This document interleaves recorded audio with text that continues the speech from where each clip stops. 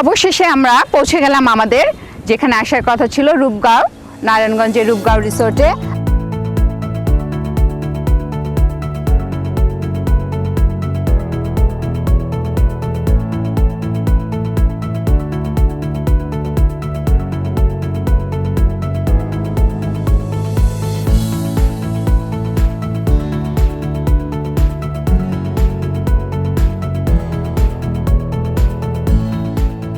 আমরা সকাল 9:15টায় রওনা দিয়েছিলাম, ঠিক 1 ঘন্টার মধ্যে আমরা এখানে চলে এসেছি, 9:45টার মধ্যে।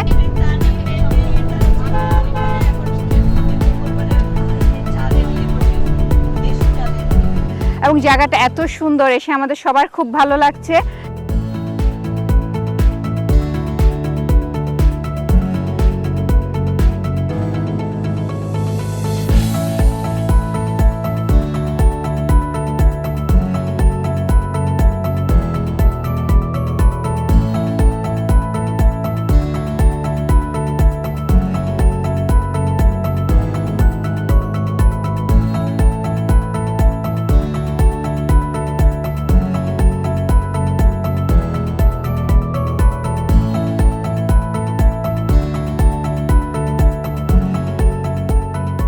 যেহেতু আমরা সকাল সকাল এসেছি, কোনো কিছু না খেয়ে চলে এসেছি, এখন আমাদের সকলেরই পেটে একটু ক্ষুধা আছে।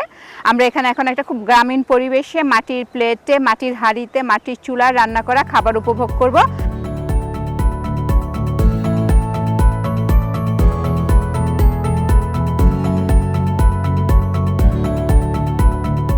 আমরা এই প্রথম মাটির জিনিসে আমরা খাওয়া দাওয়া করছি, খুব ভালো লাগতেছে আমাদের।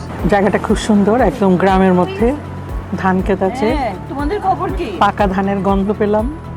আমি বাঁশের তৈরি পুরোটা হচ্ছে রিসোর্ট, আর মাটির শান্তিতে খাচ্ছি, অনেক ভালো লাগছে। লালাটা রুটি, সবজি ওনাদের নিজস্ব তৈরি করা।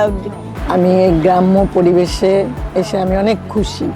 আমি আগেও আরেকটা রিসোর্টে গিয়েছি, এরকম পরিবেশই ছিল, এরকম বাঁশের রিসোর্ট, বাঁশের সব কিছু পুকুর ছিল, আমি সেখানে ঘুরে এসেছি। এখন এখানে এসেও আমি খুব আনন্দিত ফিল করছি।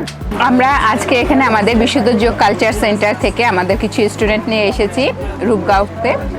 আসলে আটার রুটিটা আমরা ঢাকা শহরে যেরকম খাই তার চেয়ে অনেক বেশি আমার কাছে ভালো লাগছে, সফট লাগছে।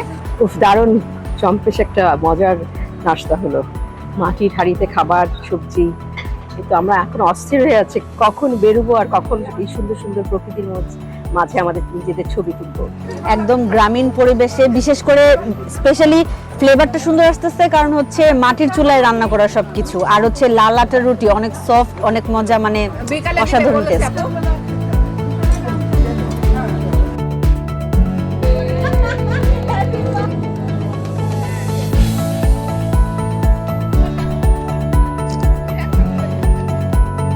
আপনাদের সবাইকে ধন্যবাদ।